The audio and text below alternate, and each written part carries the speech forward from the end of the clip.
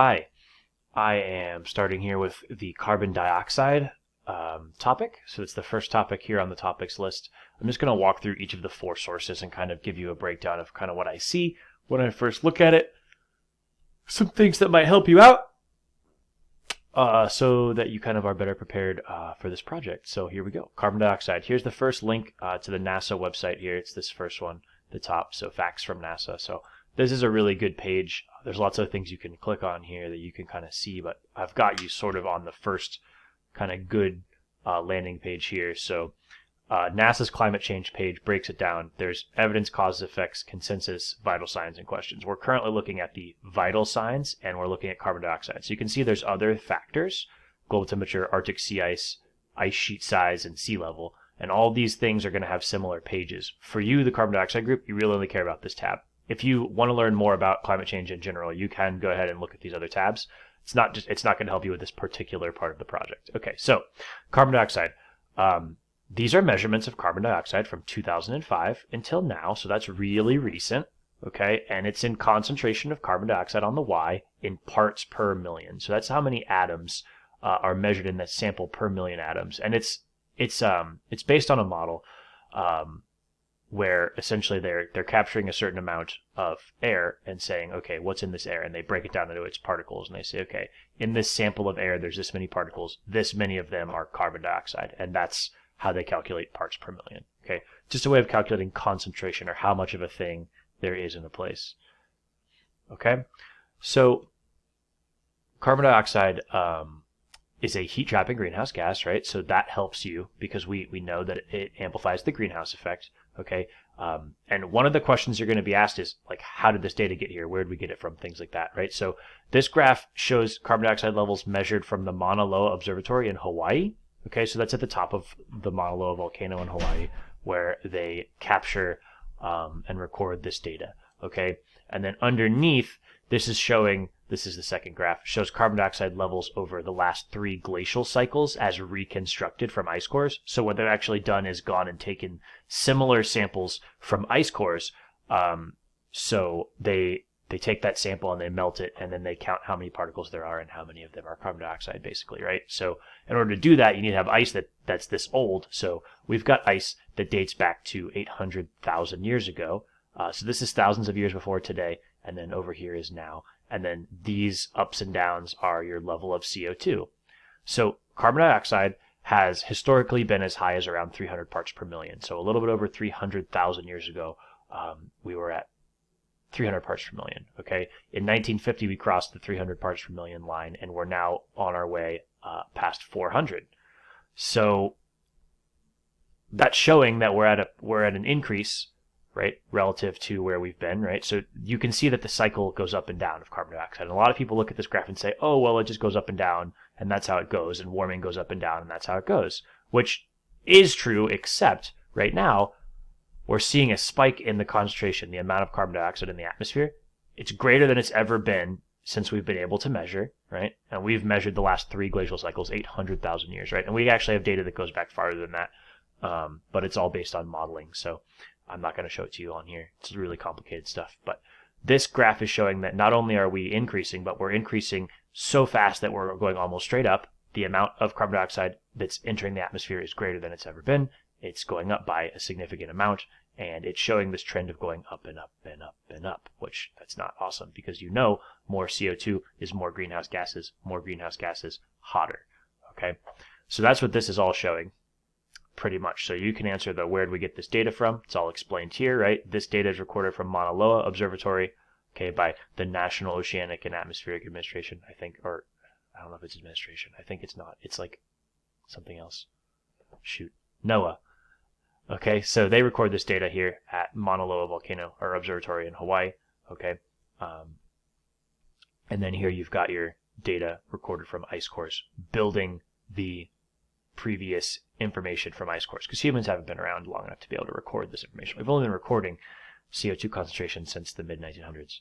All right, so down here, this is good. Here's a reconstruction of what that looks like on the Earth based on where we're measuring this data. So if you play this video, you can actually see how CO2 rates are actually increasing here, right? So the white is in the 365 range, and as you increase towards the warmer colors, you're getting a higher concentration. So this is month to month, and you can see the months going by here. You can see the increase and where the CO2 tends to hang out. It kind of pools in the poles and then works its way to the equator. So you can follow that and you can click through it. We'll just advance through it really quick. It only goes up to 2016, but you can see that things are getting a little bit heavy. You may have seen something about this lately in the news. So this is just a reconstruction of that information based on infrared data. So we're not telling you where this comes from, basically. If you want to look more into it, you can, but you've already got plenty of how did we get this data. So that's number one, right? So it gives you a lot of information. In fact, for CO2 people, this pretty much tells you everything you need to know. Here we go into the next one. So this is the second link from the NOAA website. Oh, good. We might find out what NOAA is. I'm not going to click on it right now. We'll worry about it later. I can't believe I don't remember. I'm really sorry. Okay, so climate change, atmospheric carbon data. So here we've got that data going back 800,000 years. It's the same graph that we were just looking at from the last site, the last source. So this is the same graph. You can see it explains a little bit more. Okay, so warm interglacial period. This is when we were a little warmer, right? Here's our highest previous concentration. This is, remember, from ice cores. Okay, and then up here is now. So. And you can kind of read into this and see what it kind of is saying. ppm parts per million, it tells you what that is. Carbon dioxide levels are higher than at any point in the past 800,000 years. Here are some highlights. Human activity has increased the natural concentration of carbon dioxide in the atmosphere. I think that's important to point out. So back in like the late 1800s, when we started doing this industrializing thing, if you remember the Industrial Revolution, our rates of carbon dioxide going into the atmosphere increased because we started burning fossil fuels a lot more. And countries all over the world are doing that, and people all over the world are driving, and there's lots of burning of fossil fuels and carbon dioxide production. So that's what's kind of causing this spike. So the average amount of carbon dioxide hit a record high in 2018. That's again true now. We're currently at the record high. Every time we've measured, if you look back at the first site, pretty much every time we measure, we're at the new record high. It kind of cycles up and down. It's a little wiggly because they measure it a couple times a year, and sometimes it's a little bit lower and sometimes a little bit higher, but you can see it's trending up. Okay, so the annual rate of increase of atmospheric carbon dioxide in the air, over the last 60 years is about 100 times faster than previous natural increases. People are saying, oh, but it's a natural process. Yes, but we're causing it to go up. Look at this data, right? Okay, so that's including what's happened in the past 11 to 17,000 years. So we have this ice core data that goes back even farther, but we're not showing it to you. Okay. The ocean has absorbed enough carbon dioxide to lower its pH by 0.1, making it 30% more acidic. That's great, right? Acidic water. Ocean people are going to talk about that later. All right, so anyway, you can read through this so you can see all this stuff. This is actually the same graph that you were looking at on the first source, but it goes back to 1975, it looks like. So we were at 330 in 75, and now we're up in the 400 level. So 414 as recorded in February. You'll see that today's measurement is 413, March's measurement rather. Okay, parts per million. So you can see it's going up, and you can see it cycles. Like I was telling you, there's seasonal cycling, warm seasons and cold seasons. It goes up or down depending on where we're at. So in the northern hemisphere, where we measure this in Mauna Loa, right? It's pretty close to the equator. It's in Hawaii, but still in the northern hemisphere. It tends to spike in the winter when more people are burning fossil fuels for warmth. All right. So why does carbon dioxide matter? Here's the explanation about greenhouse gases. If you go back to what I gave you the video about greenhouse gases, you'll hear what I'm saying about it, or you can read it right here. Okay, carbon dioxide is the most important of Earth's long-lived greenhouse gases. It doesn't absorb as much heat as methane and nitrogen oxide, but it's more abundant and it stays in the atmosphere for longer. Okay, so it's less powerful than water vapor. It's less powerful than the other ones, but it does do these things for longer, and there's a lot more of it. So you can see carbon dioxide being kind of a big deal here. It takes up more space than the other gases. All right, so that's something that we need to think about. Then here's an explanation of how making the ocean more acidic by having more carbon dioxide in the air, which gets absorbed into the water, is bad. So here we've got healthy shell versus damaged shell. This thing has literally been destroyed by acidic water, essentially. So there are a lot of marine animals that actually excrete their shells, like they make their shells, and they can't do that because it's basically limestone, because that stuff dissolves.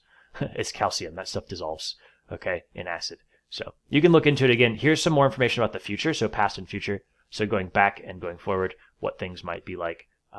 This is the current graph, but you can see we've got CO2 emissions in the blue line. So that's showing we weren't really emitting CO2. We weren't really giving it off. We weren't burning stuff to make CO2 until the Industrial Revolution. And you can see here that the amount of CO2 in the atmosphere has essentially followed that same curve. So the more we emit, the higher it goes in the atmosphere. So yes, humans are putting CO2 in the atmosphere.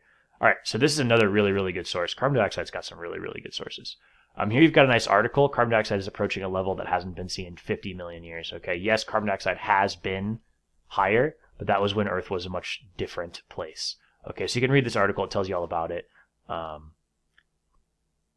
It's not terribly long article, so just give it a read and you can kind of get some more information about kind of the past and what that might mean for the future. Okay, so that might help you with the what will happen or what can we do type of question. And then here we've got another article from Scientific American. We just breached the 410 ppm threshold, which we saw that. This would have been a couple years ago, right?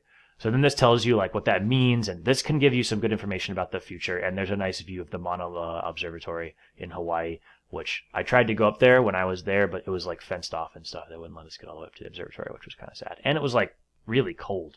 It's really high up. So Hawaii, nice, really warm place, right? But when you go up to the top of this volcano, it's quite cold. All right, so this article is also not terribly long, but you can give it a read. It might tell you a little bit about what's going to happen in the future, so I'd highly recommend you use that. Okay, this video has been long, so I'll be done. See you later.